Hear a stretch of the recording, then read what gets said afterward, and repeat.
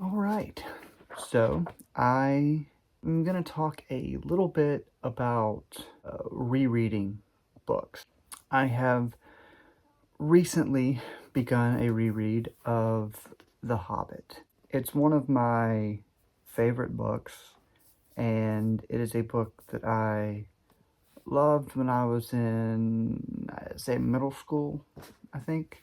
So I read a ton in like elementary school and middle school, and then I got super into sports and like playing guitar and stuff, and so I did not read for most of high school, except for maybe a spare book here and there. But I loved reading as a kid, and then I came back to it after I went to college through like, started reading like Stephen King and stuff like that. And then I would read a few books a year. Then I came around and I started reading Hemingway, started reading Scott Fitzgerald, and just from there discovered all sorts of different things and wound up kind of the point where I am now, where I just read almost nonstop. Almost too much. You could maybe argue that I could be using time to do other stuff, but I do love it. And there's this constant influx of new books, new things to read, things on my TBR that I really want to get to. And it's very tempting to kind of see all those books that I want to read, that I feel like I need to read for whatever reason, and kind of push off rereading books. And I'm sure a lot of you feel the same way. Why would I reread a book when there's so many books that I haven't read once yet? And hopefully this will kind of convince you to reread some things. I'm rereading The Hobbit right now. And what's interesting, I mean, this is a children's book. It is written for children, but it can be enjoyed at least as much as an adult. And maybe some of that came from the first time I read it. I was a child, so there's like some nostalgia there, some sort of magic to the book from that. But it's just nice to revisit. It's like visiting an old friend. I think that revisiting can help you rediscover things. It can remind you how you felt the first time you read it. You may have misread something the first time you read it. By the time you reread something, you have been through more life. So you can read things in a different way, and you'll catch things you wouldn't have caught, particularly if you read something as a child and you come back to it, as with The Hobbit, which I've read The Hobbit probably 7, 8 times. I've read it several times, and obviously I read it differently now than I did when I was 14, and that is good. But it also reminds me of being a kid and kind of that joy and that immersion that reading can bring.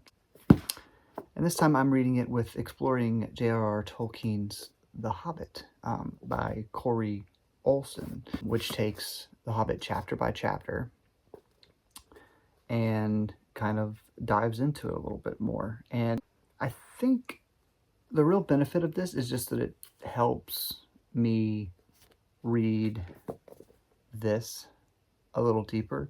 There's nothing so far in this book that's just been like crazy revelatory type of thing. But what it's doing is helping me make connections, helping me think a little bit more about some of the things that may kind of feel arbitrary as I'm reading, or that I would just read right past if my attention was not necessarily brought to it. And I think, obviously, you can't do that with every book, because every book doesn't have something like that. But especially if you've read a book several times already, it can be, and I wouldn't recommend, if you've never read The Hobbit, I would not recommend reading this alongside or before reading The Hobbit. I think that is not the best way. I think you need to experience a book, if at all possible, experience a book for the first time on its own as the book, and then later bring in supplementary materials when you're rereading, to help you dig even deeper. And I've used this approach with a bunch of different books, and even like poems, like The Wasteland, the T.S. Eliot poem that is just dense as it's like a black hole. There's just so much in there. Like every line has so much in it. And Gatsby, one of my favorite books. I've read it, I think 12, 10 plus times for sure. And then bringing in other kind of people's thoughts on it, not because they're necessarily going to be right all the time, but it kind of helps you think more critically about things, which I think is an important skill to have, being able to read things critically.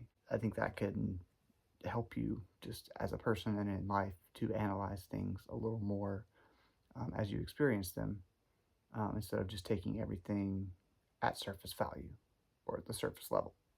And I think a good way to do that is obviously rereading. I think if you just read something once, you can try to read it really, really critical, but you don't have the whole scope of the information. Like you could go in and read the first chapter and like annotate heavily and like kind of draw these connections. But by the time you get to the end of the book, that may change the first chapter for you. You may kind of get to the end of the book and be like, oh, so that thing he was saying in the first chapter was actually not, actually meant something different because I have more information. And I would just encourage you to read books multiple times, especially books that you really, really liked. I read As I Lay Dying, and I was like, I mean, and then I read it again, and I was like, oh, okay, I understand it better this time. Or like I've had false starts on books before, like Blood Meridian and Ulysses, where like the first time I went into it, I didn't have the groundwork or the like level of comprehension that I had the second time I went through. Having read a couple of chapters at the beginning at a prior time, I was able to kind of understand more what I was going into, and that improved my reading experience when I did get all the way through it. Yeah, so a bit rambly as always, but hopefully there was something in there that I said that would encourage you to at least consider rereading a book that you loved, or a book that you thought you just didn't quite grasp, but that you think might be good if you can words. Hopefully that was helpful. Yeah, I think that's it. So, yeah, appreciate you sticking around, and I'll see you again in the hopefully near future.